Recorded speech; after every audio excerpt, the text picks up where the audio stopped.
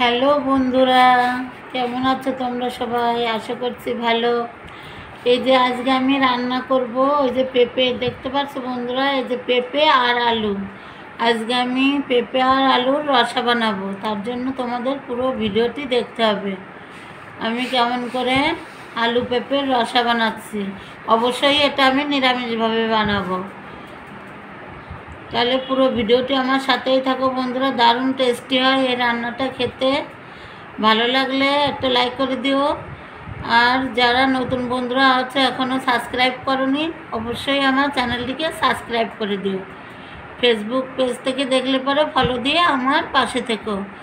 তাহলে আবার কেটে কুটে আবার ফেরত আসছি তোমাদেরই সঙ্গে। এই যে আমি আলু আর পেঁপে এই যে ডুমো ডুমো করে কেটে নিয়েছি আলু পেঁপের রসা বানানোর জন্য। এখন আমি ধুচ্ছি, ধুয়ে একটা পাত্রে তুলে নিচ্ছি। আমি এগুলো নিরামিষভাবে রান্না করব। এই যে আলু পেঁপের রসা বানাবো নিরামিষভাবে, তার জন্য সব কিছু গুছিয়ে নিয়েছি। এবার আমি 1 চামচ মতো পাঁচফোড়ন দিয়ে দিচ্ছি, আর 1 চামচের একটু কম কালো জিরে ফোড়ন দিচ্ছি।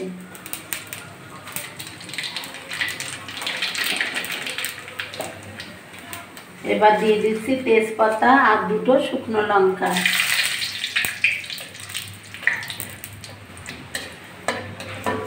আদা গ্রেট করে রেখেছি, গ্রেট করা আদাটুকুন তেলের উপর দিয়ে দিচ্ছি।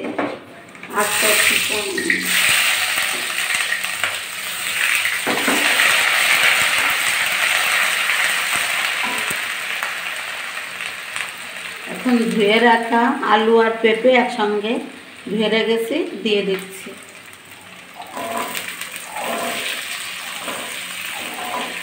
স্বাদ মতো লবণ,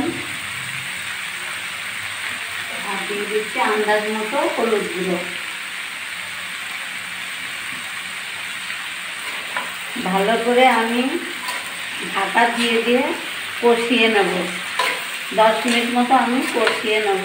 ভাজা ভাজা হয়ে গেলে আবার আমি ফেরত আসছি। আমি তো বাটা মশলা দেবো না বন্ধুরা, প্রচুর গরম পড়েছে আমাদের এখানে। এখন যত মশলা কম খাওয়া যায় গোটা মশলায় রান্নার চেষ্টা করি।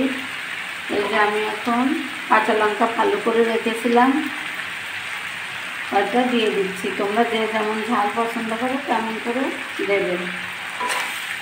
আর আমি রান্নাটা সম্পূর্ণ নিরামিষভাবে গোটা মশলায় রান্না করছি। কষাবো, আরও একটুখানি কষাবো। এভাবে আলু পেঁপেটা কষিয়ে নিয়েছি বা ভাজি ভাজি করে নিয়েছি। এবার আমি এর ভিতরে 1 চামচ চিনি দিয়ে দিচ্ছি।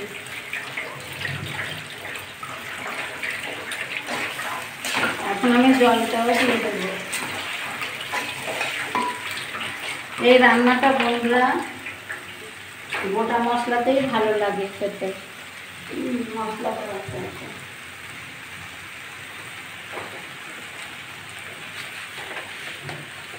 এখন আমি জলটা দিয়ে দিচ্ছি।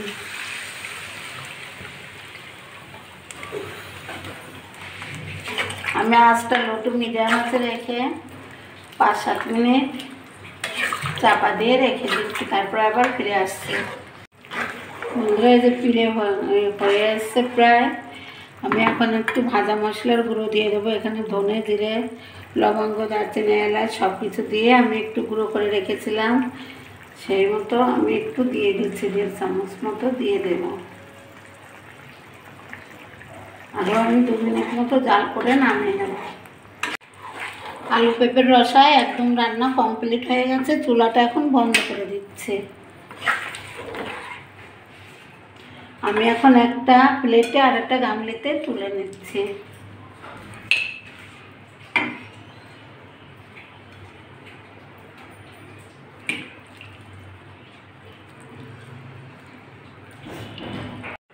তো বন্ধুরা কেমন হয়েছে এই যে পেঁপে আলুর রসা?